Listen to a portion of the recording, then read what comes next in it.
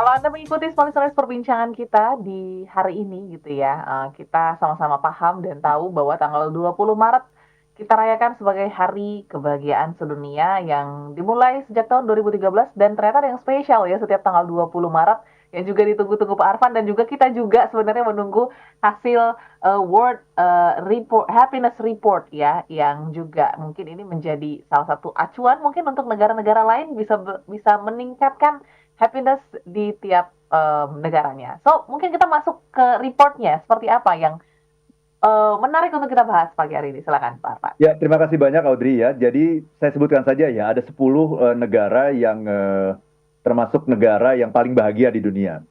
Dan kalau saya, karena saya sudah membaca ini lebih dari 7 kali gitu ya, Ya, di 7 tahun berturut-turut, saya sudah bisa nebak sebenarnya gitu, negara mana yang muncul sebagai negara yang paling bahagia. Itu biasanya adalah negara-negara Skandinavia, negara-negara yang ada di Eropa Utara. Dan ternyata benar gitu ya. Pilihan pertama apa namanya ranking pertama itu adalah Finlandia ya. Finlandia itu tidak aneh ya karena dia sudah 7 kali berturut-turut wow, gitu ya. Jadi oke. selalu dalam 7 tahun berturut-turut dia selalu ranking satu gitu ya. Finlandia ya, ibu kotanya Helsinki ya. Kemudian yang kedua adalah Denmark, itu juga di Skandinavia juga gitu. Kemudian Islandia, itu yang es ya, yang sangat dingin itu di sana ya, Islandia. Kemudian yang keempat adalah Swedia ya. Nah, yang kelima ini agak kontroversial nih, yang nomor 5 ini. Israel gitu ya. Tapi Oke. ketika saya cek ini kapan sih dilakukan penelitiannya gitu. Ternyata penelitiannya dilakukan sebelum tanggal 7 Oktober. Oh, Seperti yang kita tahu, tanggal 7 Oktober 2023 itu adalah mulainya perang gitu ya antara Israel dengan Palestina. Itu di tanggal 7 Oktober. Nah, penelitian ini Israel ini diteliti sebelum tanggal 7 Oktober gitu. oke. Ya, jadi ini datanya kalau sekarang mungkin sudah berubah lagi gitu ya karena sudah ada peperangan dan seterusnya. Yang keenam adalah Belanda. Ya Belanda ini kan juga masih Eropa Utara juga ya, walaupun dia bukan Skandinavia tapi dia ada di Eropa Utara. Kemudian yang ketujuh Norwegia. Norwegia itu ibu kotanya Oslo, ya ini juga di Skandinavia. Kemudian yang kedelapan Luxembourg. Nah, ini juga kan negara-negara dekat Belanda situ ya. Ya kan suka kita dengar tuh Benelux ya, Belgia, Nederland, Luxembourg gitu. Kemudian yang ke-9 adalah Swiss. Oke. Yang ke-10 adalah Australia. Oh, Nah oke. itu 10 ya, Ya, 10 yang terbaik bahagia. gitu ya dari sisi happiness-nya. Nah, pertanyaan berikutnya kemudian Amerika ada di mana gitu ya? Oh, Amerika ternyata terlempar gitu ya dari sebelumnya dia termasuk 20 besar ya. Sekarang dia terlempar ke nomor 23. Jadi udah tingkat kebahagiaannya menurun tuh berarti gitu ya. Karena dia masuk ke nomor 23. Jerman juga seperti itu. Jerman sekarang ke nomor 24 gitu. Inggris ada di nomor 20. Nah, pertanyaannya apakah kalau ada yang terlempar gitu keluar dari 10 besar atau keluar dari 20 besar, apakah benar tingkat kebahagiaannya itu menurun? Sebenarnya belum tentu juga gitu. Kenapa begitu? Karena ada negara-negara yang muncul sebagai negara-negara baru mhm. yang kebahagiaannya meningkat gitu. Oh, Gitu ya. Misalnya apa? Misalnya Ceko. ya. Ya. Ceko itu ibu kotanya Praha ya. Itu sekarang kalau sebelumnya dia ada di luar 20 besar, sekarang dia masuk ke dalam 20 besar. Dia nomor 18. Kemudian ada negara namanya Lituania. Mhm. Lituania itu adalah negara di Eropa Tengah ya. Itu sorry di ya Eropa Utara, sorry. Eropa Utara, Lituania itu nomor 19. Tadinya dia di luar 20 besar, sekarang masuk ke nomor 19. Slovenia juga muncul lagi gitu sebagai negara happiness yang baru nih ya, Slovenia. Itu nomor 21 gitu. Jadi bisa jadi negara itu turun karena memang kebahagiaannya menurun, bisa jadi dia menurun karena ada pesaing baru yang muncul gitu. Nah itu, Ceko, Lituania itu menjadi negara-negara baru gitu yang kebahagiaannya meningkat gitu. Ya, termasuk juga Slovenia yang muncul di nomor 21 di bawah Inggris gitu. Itu Audrey. Oke, ini juga ada pertanyaan yang menarik gitu Pak Hasan. Dari Pak Rusdi di Medan. Indonesia kan tersohor sebagai negara yang kaya sumber daya alamnya ya Pak Arfan dan Ya, juga keramah tamahannya. Tapi kenapa kalau misalnya kita lihat tadi hasil surveinya Indonesia ini nggak masuk ya, bahkan mungkin 20 kayaknya aku juga ragu nih untuk masuk gitu ya. Kenapa gitu, Pak Arfan? Mungkin boleh juga di-share sebenarnya apa sih yang menjadi indikator sebuah negara itu bisa dikatakan bahagia? Silakan. Oke, terima kasih banyak Audrey ya. Di mana Indonesia? Nah, Indonesia ya. Nah, Indonesia itu selalu ada di menengah bawah lah gitu ya. Jadi yang disurvei itu ada 140 negara. 140 negara ya. Indonesia itu tahun ini muncul sebagai nomor 80. oke. Jadi dia udah di, kalau 140 kan berarti tengahnya 70 Nah, ya. betul. Dia di bawah itu, nomor 80. Dan ini menurut saya kurang menggembirakan ya. Karena kalau kita bandingkan dengan negara-negara tetangga kita, itu negara tetangga kita itu bagus-bagus semua gitu ya. Semuanya di atas kita gitu ya. Misalnya Singapura itu nomor 30. Oke. Singapura ya. Malaysia, Malaysia nomor 59. Masih di atas kita kan. Thailand nomor 45. Tuh, jadi Indonesia ini agak agak menengah bawah lah ya. Nah, pertanyaannya terus apa ya yang di yang diteliti apa sih? Jadi sebetulnya penelitian ini menggunakan tiga macam ilmu ya, tiga ilmu, tiga disiplin ya, yaitu ekonomi, psikologi, dan sosiologi. Nah itu. Yang diteliti ada 6 variabel kunci. Ya, yang pertama adalah yang namanya GDP per kapita. Nah ini nanti bicara mengenai daya beli. Ya. Ya, daya beli kita sih lumayan kan. Ya, ada peningkatan lah ya kalau dari sisi daya beli. Tapi ada 5 indikator lainnya. Yang kedua adalah apa? Yang kedua adalah social support, dukungan sosial. Jadi dukungan sosial itu pertanyaannya begini, kalau kamu punya kesulitan dalam hidup, kira-kira ada orang yang mau bantu nggak? Siapa orang yang mau bantu kamu? Gitu, kira-kira gitu. Kalau kalau ada orang yang mau bantu, semakin banyak orang yang mau bantu kita, berarti dukungan sosialnya semakin tinggi gitu. Semakin sedikit orang yang mau bantu kita, atau bahkan kalau saya mengalami kesulitan, nggak ada yang mau bantu sama sekali, gitu. Itu berarti semakin jelek nilai indeks happiness-nya gitu. Nah, itu namanya dukungan sosial. Itu yang kedua. Yang ketiga adalah harapan hidup sehat. Jadi bukan hanya bicara life expectancy, bukan hanya bicara harapan hidup, tapi harapan hidup sehat gitu.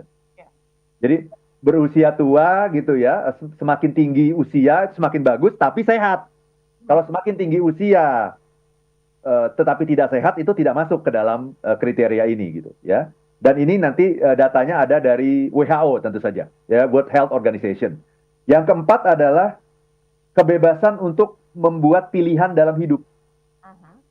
Jadi kita tuh punya kebebasan nggak untuk membuat pilihan dalam hidup gitu? Atau jangan-jangan kita nggak punya kebebasan gitu? Ya kita cuman harus melakukan sesuatu karena memang peraturan dan sebagainya gitu. Ya. Jadi itu diteliti itu mengenai freedom, gitu. Freedom to choose gitu ya. Yang kelima adalah yang namanya generosity. Apa itu generosity? Kemurah hatian gitu. Nah ini head to headnya dengan social support tadi ya. Jadi kalau dalam dukungan sosial itu pertanyaannya gini, kalau kamu mengalami kesulitan dalam hidup, apakah ada yang mau bantu kamu? Nah itu dukungan sosial namanya. Tapi kalau generosity dibalik, ini namanya kemurah hatian. Intinya adalah kalau ada orang yang mengalami kesulitan, kamu mau bantu nggak? Itu. Jadi ini untuk mengukur generosity. Kalau jawabannya dari 1 sampai 5 berapa? Dia memberikan nilai berapa gitu.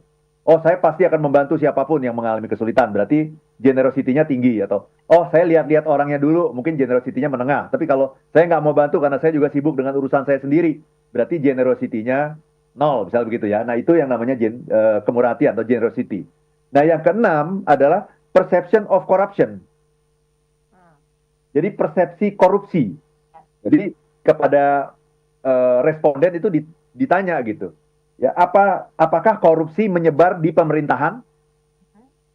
Jadi itu bicara mengenai korupsi di negara gitu ya.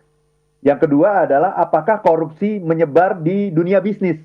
Jadi kalau kita mau berbisnis itu, kalau mau menang tender itu harus misalnya kasih upeti dan sebagainya gitu ya kepada para pemegang kekuasaan. Apakah seperti itu atau enggak? Nah itu menentukan yang namanya perception of corruption. Jadi itu, Audrey. Sayangnya tidak disampaikan. Misalnya Indonesia itu nilainya kan 80. Tuh. Kenapa Indonesia itu 80? Kurangnya di mana? Nah, itu nggak ada Ya. dalam penelitian ini gitu. Itu kita tentunya harus lakukan pendalaman lagi gitu terhadap satu persatu kasus yang ada di World Happiness Report ini gitu. Kalau Oke. saya sih menduga ya Ah, Indonesia itu terutama yang nomor 6 ini yang paling rendah nih, perception of corruption ini nih. Kemungkinan itu. oke, oke. Tapi ya semoga data ini bisa menjadi apa ya semangat untuk kita ya Pak Arfan ya untuk bisa Ya. mencapai kebahagiaan kita. Mungkin juga ya bisa naik level lah tahun depan semoga gitu tanggal 20 Maret ya. Tapi yang pasti ini juga cukup menarik karena beberapa respon juga sudah masuk Pak Arfan nanti. Mungkin aku bacakan dulu nanti kita akan bahas di sesi berikutnya. Aku baca dulu sapaan pagi hari ini dari Pak Alex Andara. Selamat pagi. Di Pontianak hari ini cuacanya cerah. Wah, Oh. berbeda sedikit dengan Berbeda, berbeda ya di Jakarta Jakarta gitu ya. ya. Tapi Pak Alex sharing bahwa kebahagiaan itu sangat penting dalam kehidupan kita karena bahagia itu bukan hanya dari segi hal-hal yang mungkin ada di sekitar kita ya, tapi juga bersama keluarga, kerabat gitu. Dan orang yang berbahagia itu bukan dari segi kesuksesan, kekayaan, tapi juga mensyukuri apa yang Tuhan berikan. Ya. Dan ini dari Ibu Wintan di Yogyakarta. Selamat pagi Pak Arfan, Mbak Audrey. Smart Happiness adalah program yang saya tunggu-tunggu karena membangunkan saya di Jumat pagi. Tapi mau tanya Pak Arfan, apakah happiness itu bisa menjadi permanen atau masih harus di-upgrade dan bagaimana caranya? Nah ini mungkin bisa dibantu Pak Arfan setelah yang satu ini gitu Ya. ya. Apakah ketika kita sudah mencapai kebahagiaan itu akan stay terus atau mungkin butuh konsistensi juga untuk mempertahankannya? Nanti kita akan bahas setelah yang satu ini dan pastinya juga untuk Anda yang masih ingin sharing, ingin menyapa, silahkan boleh pergunakan WA kami di 0812 11 12 959 ataupun di YouTube kami ada Pak Aris Munandar dan Pak Taufan MH yang sudah bergabung. Nanti kita akan kembali bacakan responnya. Jangan kemana-mana, tetaplah dalam Smart Happiness untuk satu sesi terakhir.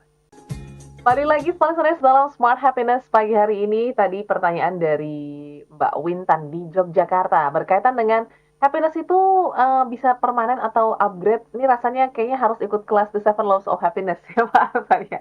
Boleh diinformasikan terkait dengan kelas terdekat ini. Silakan Pak. Terima kasih banyak Audrey.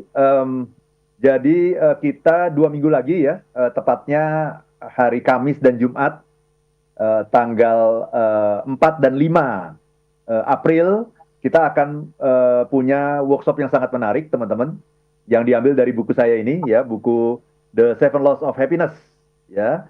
Jadi kalau kita ingin tahu ini, kan tadi pertanyaan dari siapa tadi, Bu Wintan ya, Bu Wintan Ya. dari Jogja kan, apakah happiness itu permanen atau tidak? Nah, jawabannya itu yang permanen hanya 10%, Audrey.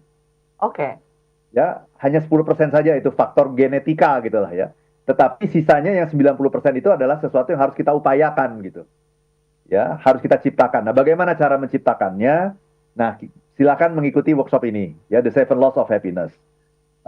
Investasi normalnya itu Rp990.000. Ya, kenapa seperti itu? Karena workshopnya 2 hari, Audrey, dan Anda akan mendapatkan buku Seven Laws of Happiness dan ini akan langsung dikirim ke alamat Anda masing-masing gitu, ya. Jadi 990, tapi kalau Anda mendaftarkan hari ini, saya memberikan harga spesial untuk hari ini Rp850.000 saja. Wow.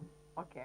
Itu ya, Rp850.000. Silakan Anda langsung hubungi ILM di 0812 12345 949. 0812 12345 949. Itu Audrey. Oke, jadi sekalian menjawab tadi ya, Ibu Ya. Wintan di Yogyakarta, mungkin boleh juga belajar Seven Laws of Happiness. Kemarin tuh kita juga sudah sempat tahun lalu kalau nggak salah Pak Arfan ya. Ya, kita bahas satu-satu tuh ya. Iya. Ya, betul. Jadi kalau mau lihat cuplikannya mungkin boleh cek di channel YouTube kita, tapi secara detail Anda bisa dapatkan di tanggal 4 dan 5 April mendatang. Dan kita sambung lagi Pak Arfan. Ini juga berkaitan dengan World Happiness Report ya dari YouTube kita dari Pak Taufan MH. Pak Arfan, sekalipun Indonesia urutan ke-80, tapi menurut penelitian kan memang ada ya, Indonesia adalah negara yang paling dermawan di dunia. Nah, apakah ini berbanding lurus Pak Arfan dengan tingkat kedermawanan dengan kebahagiaan seseorang? Silakan. Saya belum pernah dengar ya penelitian yang mengatakan bahwa Indonesia adalah yang paling dermawan sedunia. Itu saya belum pernah dengar, gitu ya. bahwa kita adalah orang yang ramah, ya. Tapi Ya. apakah kita juga rajin berderma juga? Saya nggak tahu gitu. Ya, itu saya belum baca gitu penelitian Ya. itu. Tapi kalau memang benar begitu, eh, kemurah hatian itu kan termasuk salah satu indikator kebahagiaan kan Ya. tadi, yang namanya generosity itu. Jadi kalau kita berderma, kan pertanyaannya, Anda suka bantu orang nggak? Kalau ada orang kesulitan, Anda suka menolong nggak gitu? Berderma itu bukan hanya uang ya, tapi keinginan untuk membantu gitu. Ya. Nah itu kalau memang seperti itu ya itu Mhm. salah satu faktor yang meningkatkan kebahagiaan kita. Itu adalah yang namanya generosity itu. Oke. Gitu. Ya. Dan yang head to head dengan itu juga tadi adalah social support. Kalau kamu yang butuh bantuan, ada nggak orang yang mau bantu kamu? Nah itu head to headnya dengan itu, dengan social support gitu. Mhm. Oke, jadi ternyata memang benar Pak Afan. Aku baru cari gitu ya, Indonesia untuk 6 kali berturut-turut ya menjadi negara paling dermawan dan mencapai posisi teratas dalam World Giving Index Oh, 2023. Wow. oke, oke, oke. Nah, Ya, ini saya baru jadi tahu.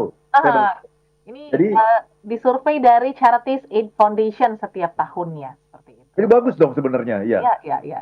Tapi kenapa nomor 80? Berarti bukan Iya, faktor ini gitu. Ini justru iya. faktor yang meningkatkan kan? Betul, betul. Mungkin ini yang membantu Indonesia sampai ke 80 gitu ya, naik sedikit-sedikit. Kalau Karena nggak ada kan ini kacau gitu ya. Ya, iya, ya, ya. tapi ya itu mungkin ini bisa menjadi awareness kita juga nih Small listeners Ya. ya untuk meningkatkan kebahagiaan dari poin-poin yang tadi sudah disebutkan Pak Arfan. Kita Oke. baca lagi Pak Arfan respon di pagi hari ini satu lagi mungkin ya di WA sebelum kita ke kesimpulan pagi hari ini. Kita ke Bapak, oh sorry, Bapak atau Mbak Dede ya yang ada di Sukabumi. Selamat pagi Pak Arfan. Eh, hari yang menarik ya, hari kebahagiaan sedunia gitu. Kalau kita sendiri secara personal bagaimana sih untuk merayakan hari kebahagiaan tersebut? Apakah memang harus cuma satu hari itu aja atau mungkin setiap hari juga harus menjadi hari kebahagiaan secara personal untuk kita semua? Silakan, Pak Arfan. Ya kalau setiap hari ya akhirnya kita nggak ada yang istimewa lagi kan gitu ya. Oke. Ada ya lupa lah gitu ya. Ya Aha. tentu saja kebahagiaan adalah yang kita cari setiap hari bahkan setiap saat. Tapi memperingatinya ya supaya menjadi sesuatu yang spesial ya sekali aja setahun gitu. Yaitu di tanggal 20 Maret gitu. Supaya itu menjadi sesuatu yang spesial, menjadi sesuatu yang berbeda gitu ya. Saya kira demikian Audrey. Oke, nah itu tadi ada di highlight. Gimana cara kita merayakan hari tersebut, Pak Arfan? Mungkin apakah ada cara tersendiri? Mungkin Pak Arfan juga punya versi tersendiri. Silakan. Kalau saya ya, kalau kayak 20 Maret kemarin itu semakin menegaskan buat saya gitu bahwa yang saya cari itu di atas semuanya itu adalah kebahagiaan gitu. Bahwa saya sukses, ya silakan saja gitu. Sukses, kaya, terkenal, itu boleh-boleh saja. Tetapi selalu jangan lupa bahagia. Karena kita tuh sering lupa, Audrey. Karena saking pengen mengejar kesuksesan gitu, akhirnya kita mengorbankan itu. Mengorbankan waktu istirahat kita, ya kan? Mengorbankan nilai-nilai. Nah itu. Kita menyangka pokoknya yang penting saya menang gitu.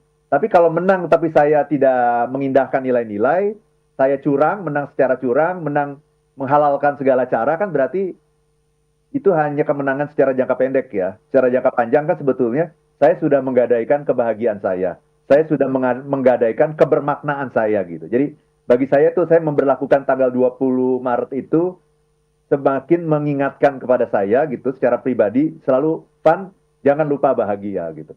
Jangan lupa bahagia gitu. Dan selalu yang menjadi curiosity saya yang terbesar pada tanggal 20 Maret itu adalah untuk melihat siapa 10 besar dan Indonesia nomor berapa gitu. Itu Ya, sebagai refleksi bagi kita kan. betul. Dan mungkin itu juga jadi semangat Pak Arfan untuk sharing setiap Jumatnya gitu ya. Supaya Betul. kita bisa naik level gitu Supaya kita setiap bisa naik tahunnya. level. Iya. Oke, oke. Dan yang pasti juga, small listeners, oke, Audrey baca mungkin sapaan-sapaan saja ya, Pak Arfan ya, supaya sempat. Kita langsung ke Ibu Rina yang ada di mana nih? Banjarmasin. Selamat pagi, Pak Arfan. Topik yang menarik dan juga mungkin cukup mengejutkan ya. Feeling saya tadi ada di posisi ke-30 ataupun ke-40 untuk Indonesia. Ternyata masih jauh, masih banyak PR kita. Semangat untuk masyarakat Indonesia, katanya seperti itu ya.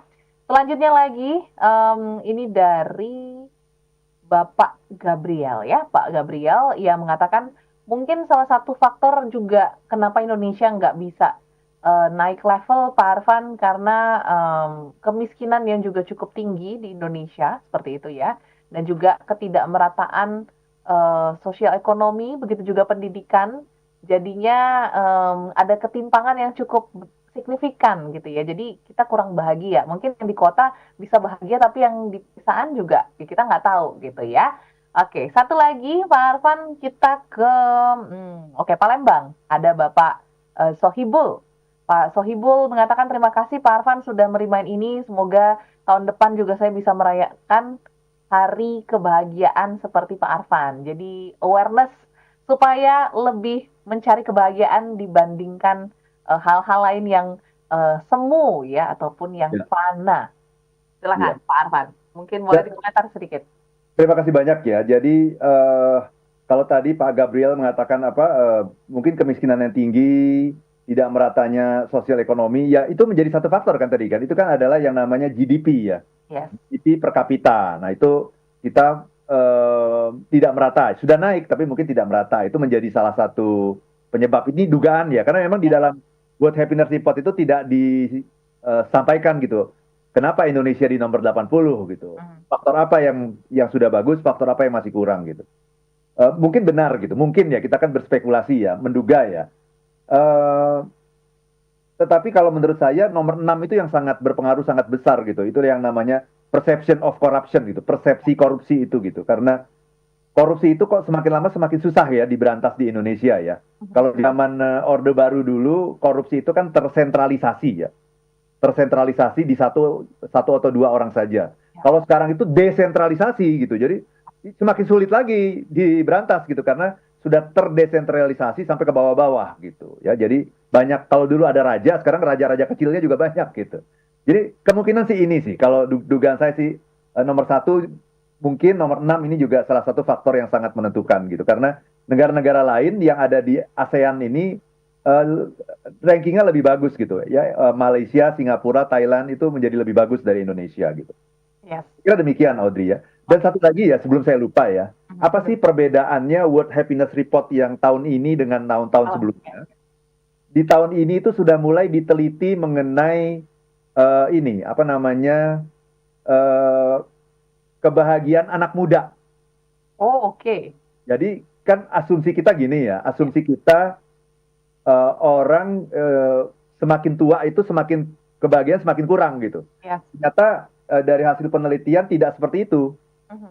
Justru sekarang ini banyak anak muda yang di bawah usia 30, ya. Audrey kan di bawah 30 ya umurnya Yes, ya. betul. Yang di bawah 30 malah kurang bahagia dibandingkan dengan orang-orang yang sudah di atas 60-an gitu. Mhm. Yang di atas 60-an itu lebih bahagia ternyata gitu. Dan itu terjadi di beberapa negara di Amerika dan Eropa gitu. Jadi eh, Amerika itu orang-orang tua semakin bahagia, semakin tua semakin bahagia.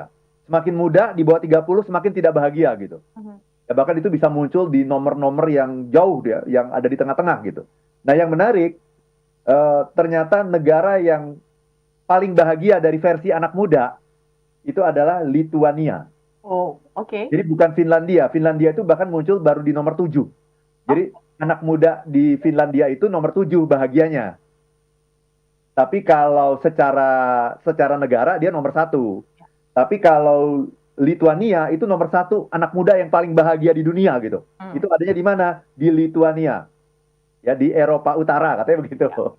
Oke, ini juga jadi poin menarik ya karena memang mungkin ya kalau Audrey mungkin sharing ya terkait dengan percepatan digital ini juga mungkin bisa menjadi salah satu pressure juga untuk anak muda sulit bahagia gitu ya. Iya mungkin Kurang mungkin. menikmati hidup gitu rasanya Pak Arfan ya.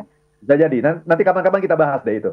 Oke, Khusus topik kita itu ya. betul betul. Ini jadi topik yang menarik. Jadi Ya ya kita keep dulu dan kita juga harus pamit Pak Arfan. ya. Waktu kita sudah habis, tapi yang pasti semua listeners semoga perbincangan hari ini bisa menjadi awareness untuk kita semua untuk mengingat ya bahwa ya kehidupan kita tujuannya ya kebahagiaan. Jadi jangan lupa untuk mencari kebahagiaan, kebahagiaan yang jangan yang semu gitu ya. Jangan ternyata itu kesuksesan ataupun popularitas yang ada di belakangnya. Jadi silahkan cari kebahagiaan Anda masing-masing. Kalau begitu, terima kasih Pak Arfan. Kita ketemu minggu depan. Dan juga semua listeners, terima kasih sudah bergabung. Kami pamit, saya Audrey Juwana. Dan saya Arfan Pradiansyah.